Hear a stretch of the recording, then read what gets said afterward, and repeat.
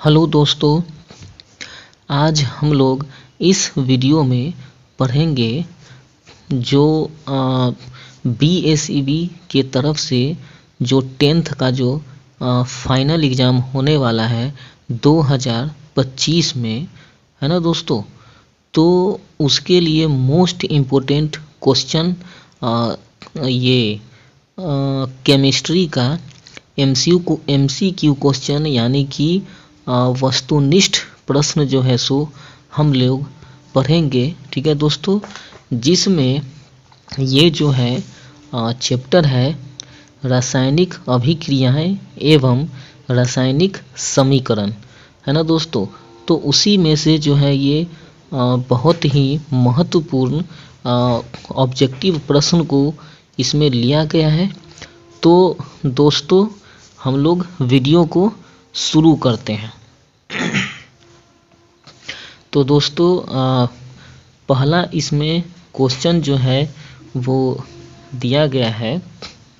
देखिए, पहला क्वेश्चन जो है वो है कि रासायनिक अभिक्रियाओं को व्यक्त किया जाता है। तो इस क्वेश्चन में जो है पूछा गया है कि रासायनिक अभिक्रियाओं को किसमें व्यक्त किया जाता है। ठीक है, तो दोस्तों कोई भी रासायनिक अभिक्रिया जो है, सबसे पहले रासायनिक अभिक्रिया क्या होता है देखिए, यानी कोई भी रिएक्शन जो होता है तो उसको जो है इस तरह से व्यक्त किया जाता है। जैसे देखिए, कार्बन और ऑक्सीजन, ठीक है, ये दोनों मिल करके कार्बन डाइऑक्साइड गैस बना दिया दोस्तों। ठीक है, तो ये जो है क्या है, तो ये जो है एक प्रकार का रासायनिक अभिक्रिया है। तो रासायनिक अभिक्रिया तो है, लेकिन आखिर ये जिस तरह से ये जो लिखा गया, लिखने का जो टेक्निक है, ये इसको क्या बोलते हैं दोस्तों, तो इसको जो है समीकरण बोलते हैं। ठीक है दोस्तों, तो इसीलिए जो है इस प्रश्न का जो है जवाब जो हो जाएगा, आपका आंसर हो जाएगा ये ग, यानी कि समीकरणों के द्वारा। ठीक है दोस्तों, चलिए तो फिर हम आगे बढ़ते हैं। देखिए दोस्तों,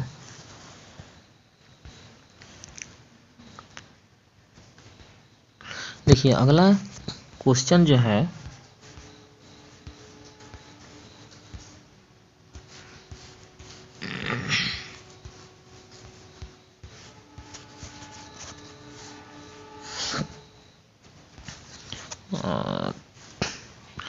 देखिए दोस्तों, अगला जो क्वेश्चन है वो इसमें पूछ रहा है कि निम्नलिखित में कौन समीकरण असंतुलित है। ठीक है दोस्तों, यानी इसमें जो है हम लोगों को देखना है कि कौन सा समीकरण जो है वो असंतुलित समीकरण है। ठीक है दोस्तों, तो इसमें दोस्तों हम लोग सबसे पहले तो इसमें ये ध्यान देना है दोस्तों कि असंतुलित समीकरण किसे कहते हैं और संतुलित समीकरण किसे कहते हैं।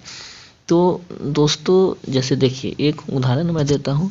जैसे ये हो गया कार्बन और ये ऑक्सीजन। ठीक है, तो ये दोनों मिल करके यहाँ पर क्या बना दिया, कार्बन डाइऑक्साइड गैस बना दिया। अब दोस्तों देखिए, ये जो तीर है ना, तो ये वाला क्या है, अभिकारक है, और ये वाला क्या है, प्रतिफल है। ठीक है, तो अगर ये अभिकारक के परमाणुओं की संख्या जितना होगा, अगर प्रतिफल का भी परमाणुओं का संख्या उतना ही होगा, तो समीकरण संतुलित है, और अगर दोनों में अंतर है तो समीकरण असंतुलित है। तो यही चीज़ इसमें हम लोग को दोस्तों देखना है। तो इसमें देखने पर जो है असंतुलित हम लोग को पता चलता है।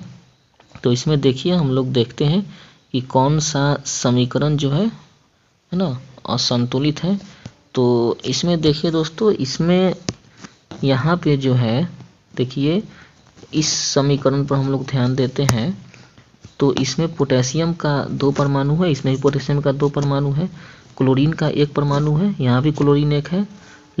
यहाँ पे ऑक्सीजन का देखिए तो 3 दूना 6, तो यहाँ भी 6 है। तो ये ये तो संतुलित है।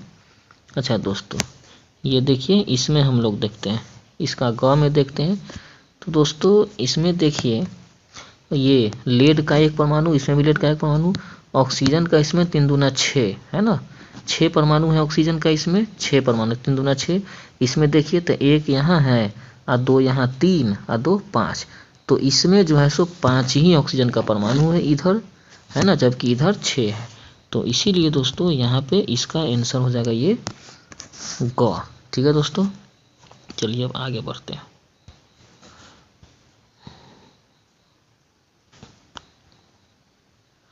देखिए दोस्तों, अगला जो इसमें क्वेश्चन है कि निम्नलिखित में कौन समीकरण संतुलित है। ठीक है, इसमें संतुलित समीकरण अभी मैंने बताया कि अगर अभिकारक का जितना परमाणु होगा, प्रतिफल का भी अगर उतना ही परमाणु होगा, तो समीकरण जो है संतुलित होता है।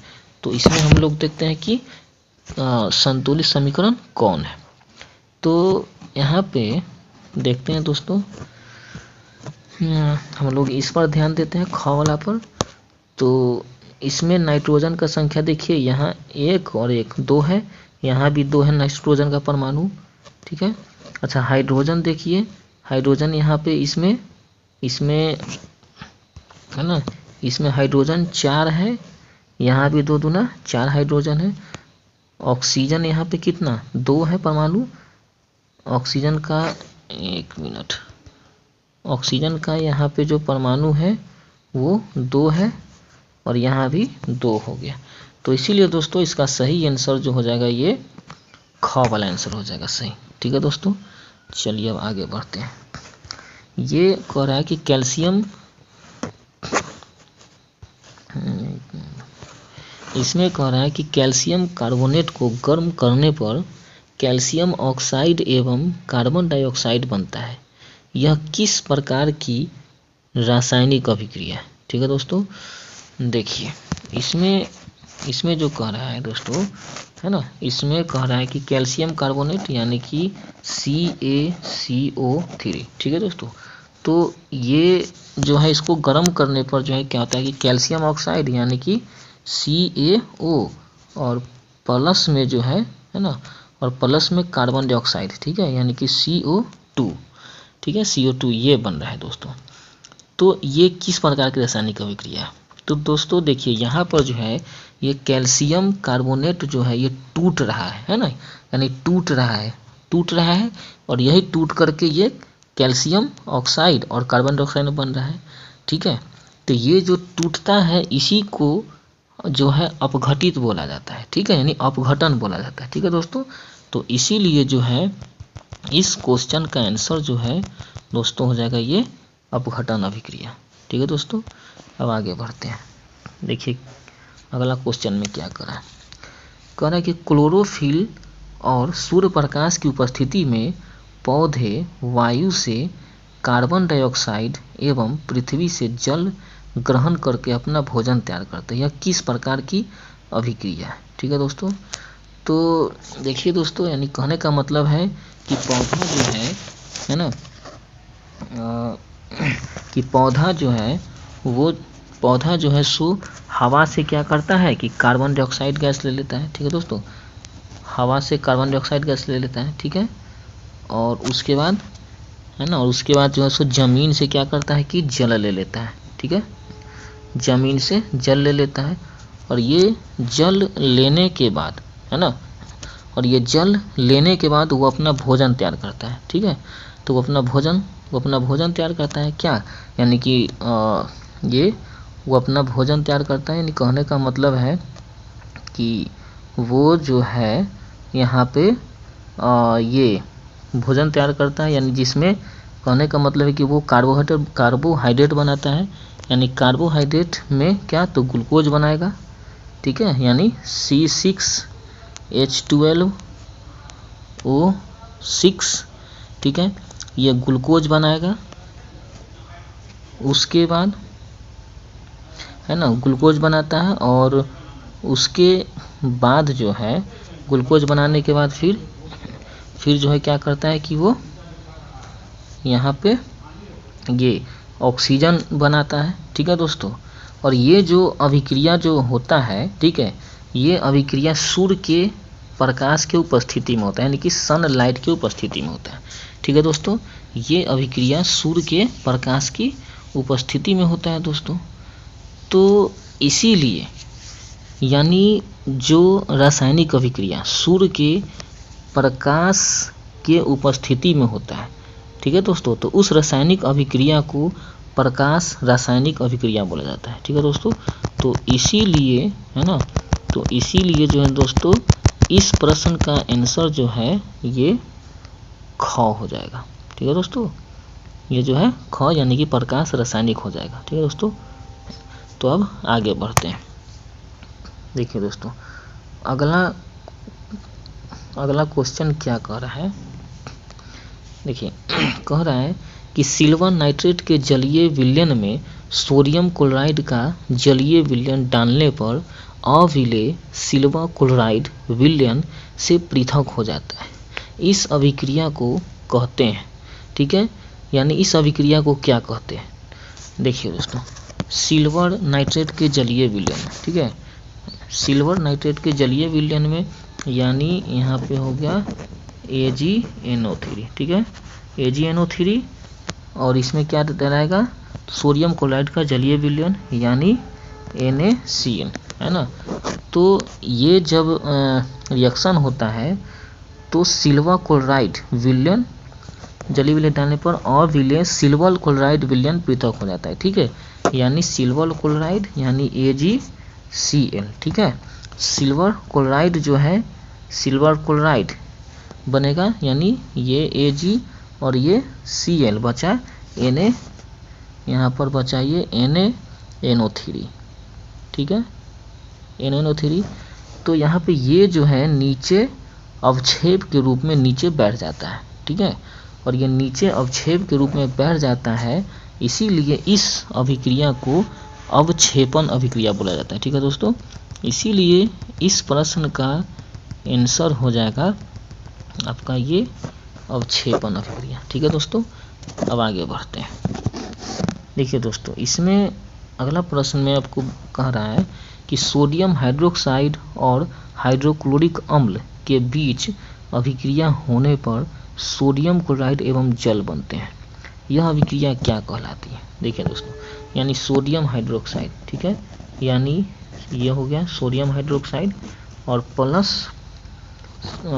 प्लस हाइड्रोक्लोरिक अम्ल यानी HCl, ठीक है। तो HCl इसके बीच अभिक्रिया होने पर क्या बनता है सोडियम क्लोराइड यानी कि ये NaCl और जल, ठीक है, यानी H2O बनता है। तो यह अभिक्रिया क्या होता है इसमें देखिए दोस्तों ये सोडियम हाइड्रोक्साइड जो हो गया ये जो है सो भस्म होता है, ये क्या है ये भस्म है, और ये HCl जो है वो क्या है अम्ल है।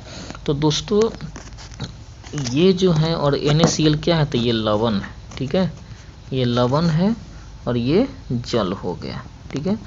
देखिए दोस्तों यानी जब भस्म और अम्ल आपस में जब अभिक्रिया करता है, ठीक है, जब भस्म और अम्ल आपस में अभिक्रिया करता है तो लवण बनता है और जल का निर्माण होता है। और इस अभिक्रिया में जो है ये भस्म जो है अम्ल ये दोनों आपस में मिल करके दोनों एक दूसरे के प्रभाव को समाप्त कर देता है। यानी दोनों जब आपस में ये मिलता है दोनों तो अम्ल का गुण भस्म खत्म कर देता है और भस्म का गुण अम्ल खत्म कर देता है। इसीलिए यानी कि इसमें क्या होता है कि उदासीनीकरण अभिक्रिया होती है, ठीक है दोस्तों। इसीलिए जो है इस प्रश्न का आपका आंसर जो है हो जाएगा ये उदासीनीकरण अभिक्रिया ये हो जाएगा आंसर, ठीक है दोस्तों। अब आगे बढ़ते हैं। देखिए इसमें कह रहा है कि निम्नलिखित में रेडॉक्स अभिक्रिया कौन सी है, ठीक है दोस्तों। देखिए रेडॉक्स अभिक्रिया किसे कहते हैं। देखिए वह अभिक्रिया जिसमें ऑक्सीकरण और अवकरण दोनों अभिक्रिया साथ साथ होती है तो उस अभिक्रिया को हम लोग रेडॉक्स अभिक्रिया बोलते हैं, ठीक है दोस्तों। तो इसमें देखना है कि कौन में जो है ऑक्सीकरण अवकरण दोनों अभिक्रिया होता है, ठीक है दोस्तों। तो दोस्तों देखिए ये जो अभिक्रिया है ZnO+C है ना, देखिए जैसे ये है ZnO और +C, तो इसमें क्या होता है देखिए दोस्तों कि ये जब रिएक्शन होता है तो ये ऑक्सीजन जो है इधर आ जाता है, कार्बन के साथ जुड़ जाता है और ये जिंक अलग रह जाता है, यानी ये जिंक और प्लस में CO बनता है। तो अब इसमें देखिए दोस्तों यहाँ पे होता क्या है कि जिंक में से ऑक्सीजन निकल गया, मतलब यहाँ जिंक का क्या हुआ, अवकरण हुआ, और ये कार्बन के साथ ऑक्सीजन जुट गया, मतलब कार्बन का क्या हुआ, कार्बन का क्या हो गया, ऑक्सीकरण हुआ। तो इसीलिए इस अभिक्रिया में ऑक्सीकरण अवकरण दोनों अभिक्रिया हो रहा है, इसीलिए इसको हम रेडॉक्स अभिक्रिया बोलेंगे। इसीलिए इसका आंसर जो है हो जाएगा आपको ये ख आंसर। ठीक है दोस्तों, चलिए अब आगे बढ़ते हैं। देखिए दोस्तों अगला आंसर क्या करे, देखिए निम्नलिखित में ऊष्माक्षेपी अभिक्रिया कौन सी है। देखिए दोस्तों ऊष्माक्षेपी अभिक्रिया किसे कहते हैं, मतलब वह अभिक्रिया जिसमें ऊष्मा का उत्सर्जन होता है, तो उस अभिक्रिया को हम लोग ऊष्माक्षेपी अभिक्रिया बोलते हैं। तो इसमें ये इसका आंसर ख हो जाएगा, क्योंकि कार्बन ऑक्सीजन जब आपस में मिल करके कार्बन डाइऑक्साइड गैस बनाता है और यहाँ पर 94.45 किलो कैलोरी का जो है यहाँ पे ऊष्मा मुक्त होता है। ठीक है, तो इसलिए यहाँ पर ये इसका आंसर ख हो जाएगा। ठीक है दोस्तों, अब आगे बढ़ते हैं। देखिए अब हम लोग ये 11 नंबर क्वेश्चन पर ध्यान देते हैं, है ना। देखिए इस क्वेश्चन में जो है, देखिए इस क्वेश्चन में क्या पूछा गया है कि निम्नलिखित में कौन ऑक्सीकारक है। ठीक है, तो दोस्तों देखिए ऑक्सीकारक और अवकारक है ना, इसमें क्या अंतर होता है। ठीक है दोस्तों, देखिए यानी कि जिस पदार्थ का ऑक्सीकरण होता है तो उसको हम लोग अवकारक बोलते हैं, और जिस पदार्थ का अवकरण होता है उसको हम लोग ऑक्सीकारक बोलते हैं, और जिस पदार्थ का ऑक्सीकरण होता है उसको हम लोग अवकारक बोलते हैं। ठीक है दोस्तों, तो देखिए जब है ना, कहने का मतलब है कि देखिए जैसे ये हाइड्रोजन और ऑक्सीजन, ठीक है, तो ये दोनों मिल करके क्या बनाता है, H2O, यानी क्या बनाता है, ये जल बना देता है दोस्तों। ठीक है, देखिए ये जल बना देता है।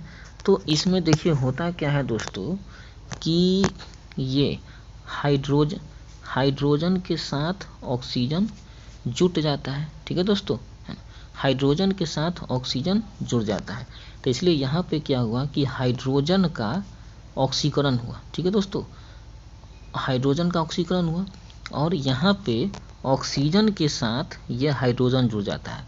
ठीक है दोस्तों, तो इसीलिए ऑक्सीजन का अवकरण हुआ। ठीक है दोस्तों, तो इसीलिए यहाँ पे ऑक्सीजन का क्या हुआ, अवकरण हुआ, तो इसीलिए यहाँ पे ये जो है हो जाएगा ऑक्सीकारक। ठीक है, ये हो जाएगा ऑक्सीकारक और ये हो जाएगा अवकरण है, अवकारक हो जाएगा। ठीक है दोस्तों, तो इसीलिए यहाँ पे इस क्वेश्चन में सही जवाब जो है आपका हो जाएगा ये ऑक्सीजन। ठीक है दोस्तों, अब अगला क्वेश्चन पर हम लोग ध्यान देते हैं। देखिए दोस्तों अगला क्वेश्चन में ये क्या कह रहा है, देखिए दोस्तों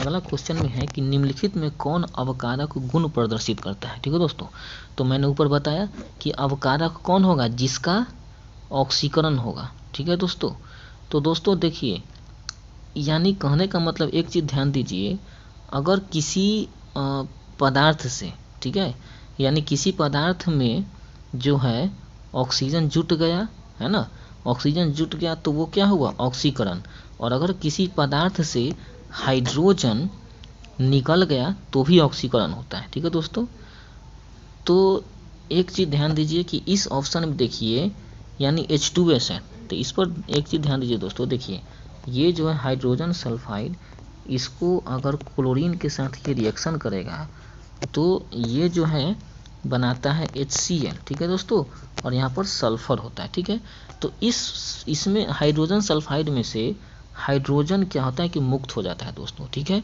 तो अभी जैसा कि मैंने बताया कि किसी पदार्थ से हाइड्रोजन गैस का निकलना भी ऑक्सीकरण होता है। ठीक है दोस्तों, तो इसीलिए यहाँ पे ये हाइड्रोजन सल्फाइड का ऑक्सीकरण हुआ, इसीलिए यह जो है अवकारक हो जाएगा। ठीक है दोस्तों, तो इसीलिए इस प्रश्न का जवाब जो है हो जाएगा आपका ये H2S हाइड्रोजन सल्फाइड हो जाएगा।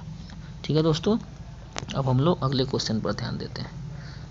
देखिए दोस्तों, अगला क्वेश्चन में क्या कह रहा है ना। देखिए दोस्तों, देखिए अगला क्वेश्चन में जो है, अगला क्वेश्चन में कह रहा है कि समीकरण 2Cu plus O2 plus 2Cu किस प्रकार की अभिक्रिया है।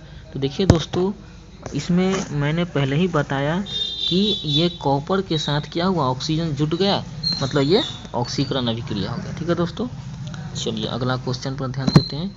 देखिए इसमें कह रहा है कि शरीर में भोजन का पचना किस प्रकार की अभिक्रिया है। ठीक है दोस्तों, देखिए तो शरीर में क्या होता है कि हम लोग जो खाना खाते हैं उसमें कार्बोहाइड्रेट रहता है। ठीक है दोस्तों, तो कार्बोहाइड्रेट जो क्या होता है कि टूट करके ग्लूकोज में वो परिवर्तित हो जाता है। देखिए ग्लूकोज यानी C6H12O6। ठीक है दोस्तों, अब ये जो है ग्लूकोज में है ना, ग्लूकोज में क्या हो गया कि परिवर्तित हो गया। हम लोग सांस के द्वारा ऑक्सीजन लेते हैं। ठीक है, सांस के द्वारा क्या हुआ, ऑक्सीजन हम लेते हैं, और ये ऑक्सीजन लेने के बाद तब ये जो है सो क्या क्या बनाता है। ठीक है, देखिए दोस्तों, ये जो है सो बनाता है, क्या क्या बनता है ना, कार्बन डाइऑक्साइड गैस बनता है, प्लस में जल बनता है, और यहाँ पर ऊर्जा मुक्त होता है दोस्तों। ठीक है, ऊर्जा मुक्त होता है। कार्बन डाइऑक्साइड हम सांस के द्वारा छोड़ देते हैं, जल जो है अवशिष्ट वो मूत्र के द्वारा बाहर निकल जाता है, ऊर्जा हमारा शरीर उपयोग करता है। यानी इसमें क्या हुआ कि ये जो है ये ग्लूकोज का ऑक्सीकरण हुआ। ठीक है दोस्तों, और तब भोजन पचता है। इसीलिए जो है इस प्रश्न का उत्तर जो है आपका ये हो जाएगा, ये ऑक्सीकरण अभिक्रिया। ठीक है दोस्तों, चलिए अगला क्वेश्चन पर हम ध्यान देते हैं। अगला क्वेश्चन कह रहा है कि निम्नलिखित में कौन सा पदार्थ बिना ज्वाला के जलता है। देखिए दोस्तों, बिना ज्वाला के जलने कहने का मतलब क्या है कि उसमें आग की लपटें नहीं उठती है। ठीक है दोस्तों, तो इसका कोयला हो जाएगा। कोयला को जलते हुए आप दोस्तों देखते ही हैं, कोयला जब जलती है तो आग की लपटें नहीं उठती हैं। ठीक है दोस्तों, बस वो जो है चमकती है, और वो तापमान जो है सो ऊष्मा मुक्त करती है। ठीक है दोस्तों, इसलिए कोयला इसका सही जवाब हो जाएगा।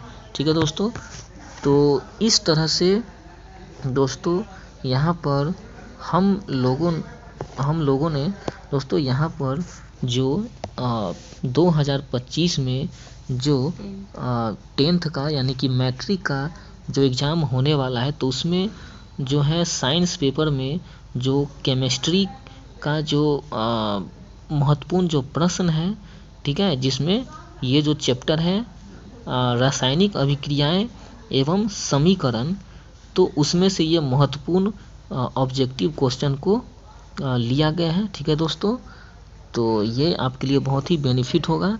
और दोस्तों एक बात आप लोगों से मैं कहना चाहूँगा कि अगर अभी तक आपने मेरे चैनल को सब्सक्राइब नहीं किया है तो प्लीज़ मेरे चैनल को लाइक और सब्सक्राइब ज़रूर कर दीजिए, ताकि इससे रिलेटेड जो भी नोटिफिकेशन होगा आपको मिलता रहेगा। धन्यवाद।